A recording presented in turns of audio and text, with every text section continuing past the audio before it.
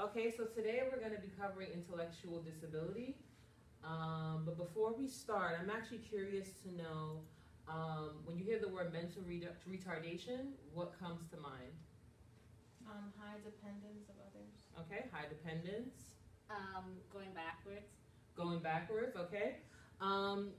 Just to let you know, up until the earliest 20th century, the term mental retardation had a very huge stigma. People who were considered mentally retarded were considered unable, inefficient, low level, and they usually use the word can't a lot. Today we're trying to change that by empowering people who have intellectual disability, because we actually do not use the term mental retardation anymore due to the stigmatism behind it.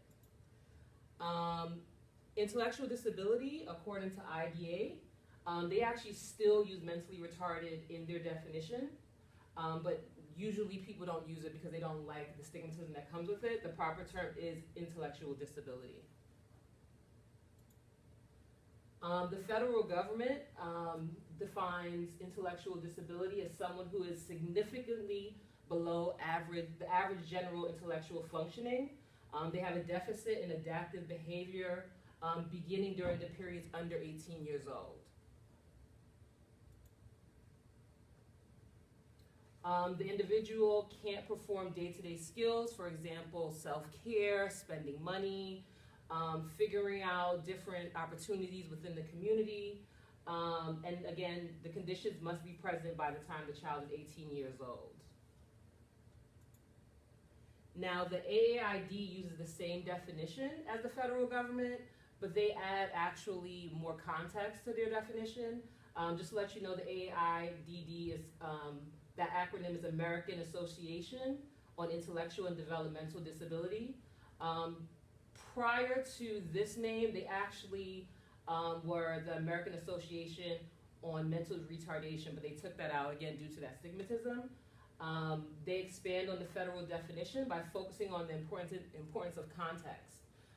They want to look at things like the child's community, environment, the child's age based on their peers, and they also want the assessments to take into consideration the child's culture, where they're from, differences in communication, their motor, sensory, and behavioral factors. Unlike the federal government's definition, AID wants to focus on the individual's strengths. They want to see how they can take what the person already knows or what is able to do and create a system around that in order for them to be successful in their day-to-day activities and to function better within the community. Okay, so I'm going to talk about the initial referral and the medical and physical assessment for the children entering school. So how do you guys think that, what do you think happens in that process? Parents' consent. They probably have to take some type of test. That's right. So I think it depending on the child's needs. So sometimes they get diagnosed even before birth, and they don't discover they have a disability until they enter school. So once they find out from the parent what goes on, then we do a referral and an assessment. So the formal process is called identification for special education. As mentioned, the child cannot manage academic, social, and other expectations of the school setting. There are two assessments you see over here is intellectual functioning. The second one is adaptive behavior. So when you think of this one, you think of the test alone for the child. And when you think of this one, you would think of the triangle with how the child behaves and think about how they interact with the school, and the community, and the home. So two of these tests, one is the Wechsler Intelligence Scale, and that's another one, Stanford Binet. It assesses the overall abilities and predicts school achievement. You might have seen another acronym called WIAT, which is more on the domain side of the assessment. For this one, it's less so about the intellectual, it's about how the behavior happens, and it has to do with involving the parents and the interviews, or having the school professional find out what's going on to get a bigger picture. So these are two tests. This one is a form, and this one is an interview, and this one has to be only done by a psychologist or a social worker. And they assess the ability, again, to functions. And this one is more about social needs. Okay, sorry, to go back a little bit on the before slide, just want to mention that with any sort of intellectual test, there's no one test that involves all intelligence. It might not measure creativity and other kinds of skills. The cause, we don't know how it comes to being, but the bottom part talks about the three types having to do with before birth, after birth, and during birth. And this one is found in the textbook. I think it's kind of interesting that once a child is not able to do certain functions intellectually, they might think it has to do with cultural familiar retardation. We don't know whether it has to do with the home background, the environmental factors like nutrition. So this one would have to do with the physical and the medical part of my topic. Genetic and otherwise, so as I mentioned, prenatal, perinatal, postnatal, those are just the medical terms for before birth, during birth, or immediately after birth. And this is not related to from the parents, maybe it has to do with an accident or an injury. Some of these, you probably know Down syndrome, Fragile X syndrome. These are mutations that has to do with the chromosomes, as you know, right? It's has to do with the X chromosome, which comes from which parent? Mother? Mother, yeah. And I think so. This comes from also the mother, but with the if it's a boy, the conditions are more severe, but most of them are going to be mild or to moderate. And you'll probably have to find out more on your reading what goes on in the mild to moderate disabilities. And this one is interesting also that if the child's before lightweight, then have maybe even injury to when the mother is passing birth, so we don't know what happened that creates the intellectual disability. And lastly, this is like a virus, again, as I mentioned. So today I'll talk about the cognitive functioning for students with intellectual disabilities. There's 5 different dimensions for the cognitive functioning, and these are some of them: memory, generalization, metacognition, motivation, and language. So the first one is memory, and what tends to happen with students with IED, they forget things easily, especially anything that has to be done within steps. So in order to better enhance their memory, they use PDAs, which is also known as a smartphone, a tablet. It's any type of device that helps them organize themselves. The next one is generalization, and that's more of the ability to learn a task and be able to apply that to something else in life. So for example, if they're taught addition and subtraction, they don't know how to use that within a division problem. The next one is metacognition, and that's the ability to think about thinking. So if students with IED, they tend to use a type of routine daily, and if that's thrown off, they become confused, they don't know what the next step is, and so if, for example, they need to get somewhere and they have to do a detour, they don't know how to go about that, so they would most likely try to get help from someone in order to get to that destination. Yeah. Okay, so for language students with IED, they tend to have delay in the development of language. So it takes them longer to learn some concepts such as up, down, over, and under. So since they struggle with these words, they do need to get professional help as well to make these meanings of words more concrete for them.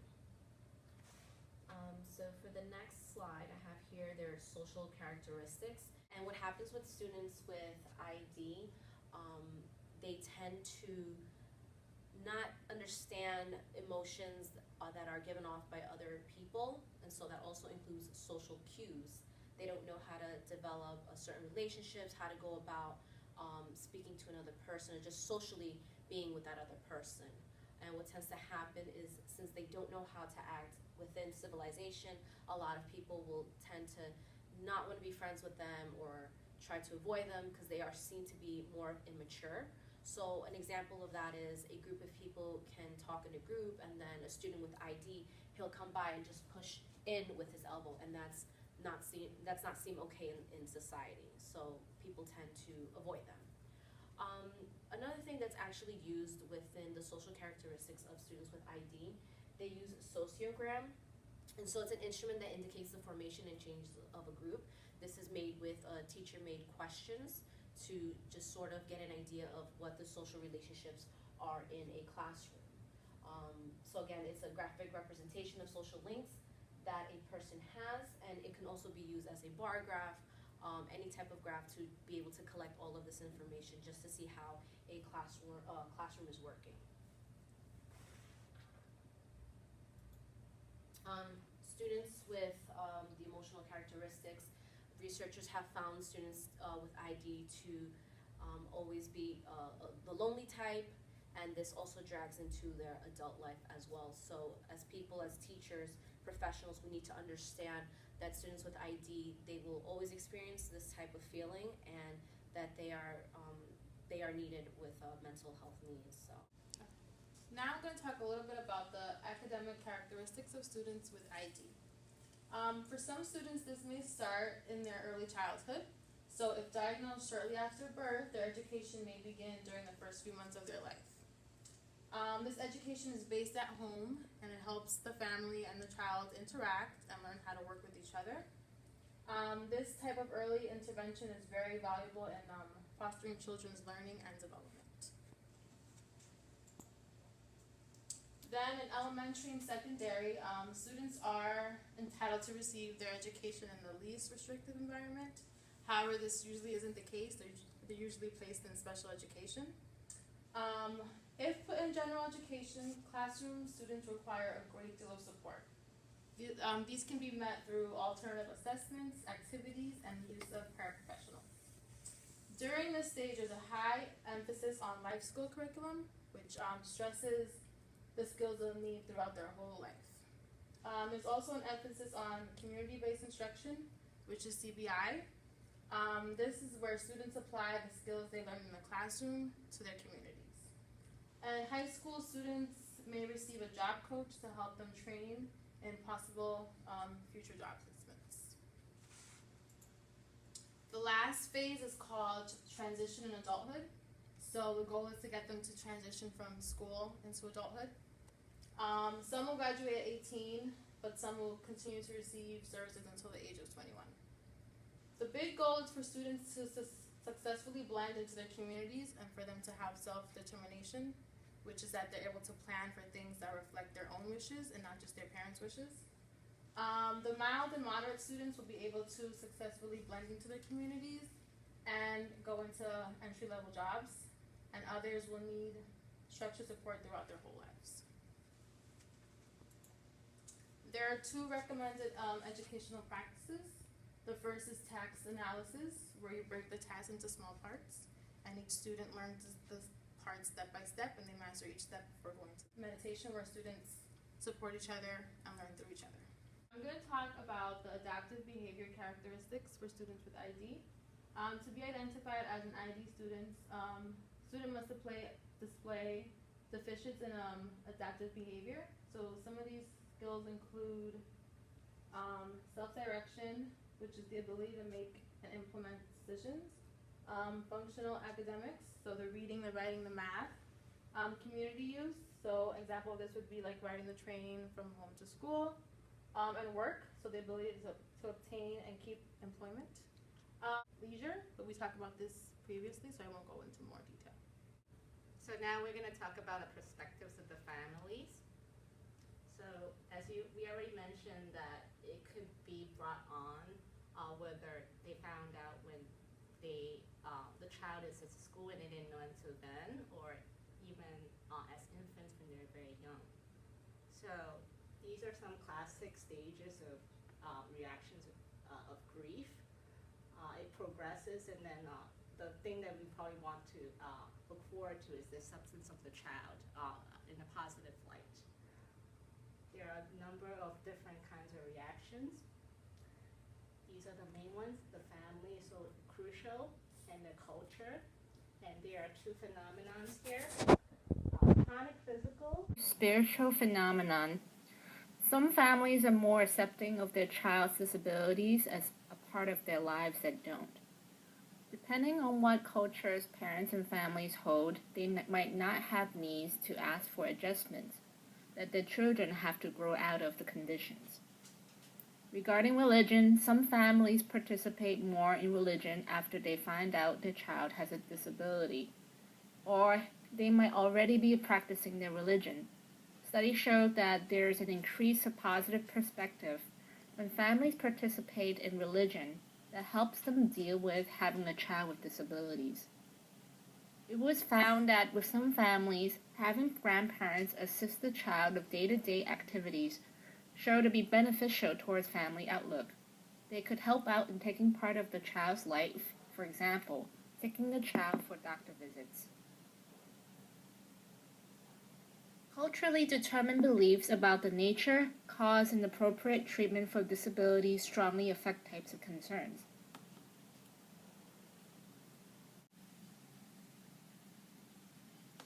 Now we're going to talk about some concerns of parents regarding children in school. How do you think families' concerns differ with young and older kids? So the answers they gave were younger kids might have more concerns on how to go about in school. Older kids as well would have different ones as they're growing. I answer, yes. So I have a picture of a family. Professionals should frame interactions from the perspectives of the families, parents of children with intellectual disabilities. Some parents would have more questions on how to provide for the needs of their children when they are young and adjusting to school. Concerns about adolescents are more upon whether they would graduate on to college, finances. When they are adults, would they have a job and stay at home? Who would take care of them after parents' deaths?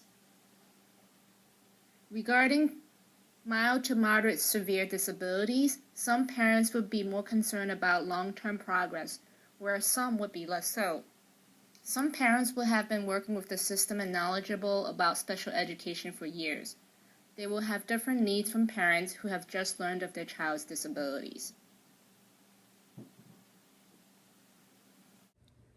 Okay, so as educators, we have to use effective teaching tools for our students with intellectual disabilities. As mentioned before, we can use PDAs, which are personal digital assistants. They help students in the classroom as well as in their community. For example, electronic devices that beep help students remember tasks that they have to do as opposed to the pen and pencil option. These devices can be an iPhone, an iPad, even a regular desktop computer that has visuals. What I'm going to do is I'm actually going to show you a video of the PDAs within the classroom right now.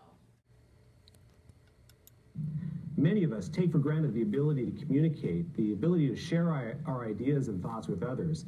In school, that means participating in classroom discussions, in responding to the teacher and talking with friends. But many special needs students struggle with the basic ability to communicate.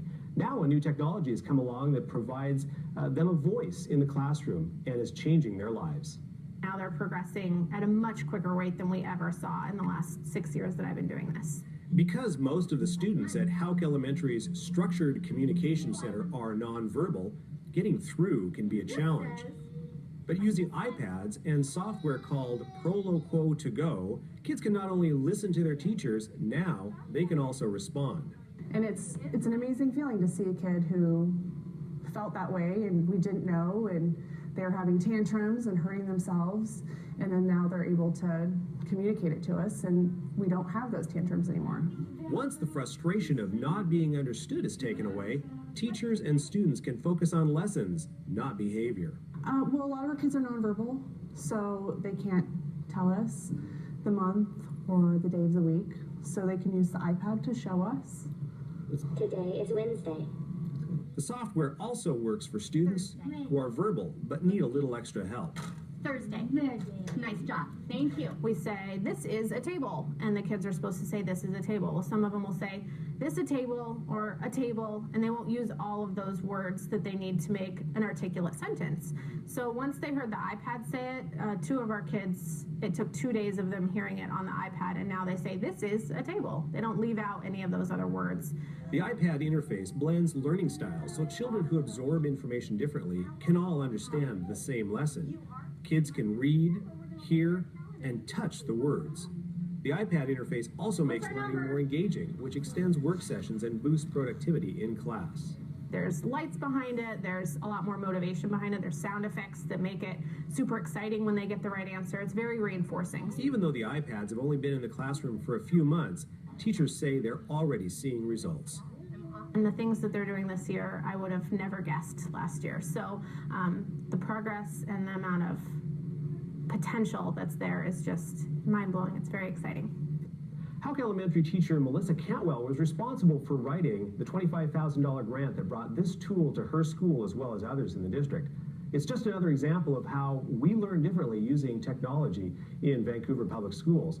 I'm going to be sharing many more stories in the coming months. Until that time, for In the Know, I'm Mark Ray. Another good teaching tool is obviously the use of PowerPoints within the classroom, but actually printing out a hard copy of the PowerPoint for your students with ID is also effective. You can print out the PowerPoint and then provide lines on the bottom so that they can take notes, but they have the most important parts of what was discussed during that PowerPoint already written out for them. I have an example of that here. A teacher may also want to focus on colors. Students with ID need things to draw their attention in. So changing colors, providing bold font for things that are important, and again providing lines where a student can write notes but has the general information. Also images are also really effective. Most students, including ID students, are visual learners, so providing that information within a slide really assist those students, so that way they're not just writing out information as their regular general ed counterparts would be doing.